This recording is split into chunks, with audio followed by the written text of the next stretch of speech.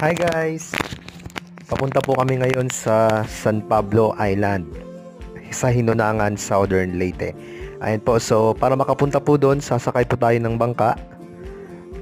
So ayan po, nakasakay po kami ngayon sa lancha papunta pong San Pablo Island. So balita po namin ay napakaganda po doon. So pupuntahan po namin yun ngayon para makita po talaga kung gaano kaganda ang San Pablo Island. Ayan po, so medyo it takes 10 minutes po or 10 to 20 minutes para po makapunta doon sa isla. At napakabanayad po ng aming sakay po dito sa bangka. Napakaganda din po ng panahon. Nakikisama po ang panahon. Napaka ano po ng dagat, kalmado.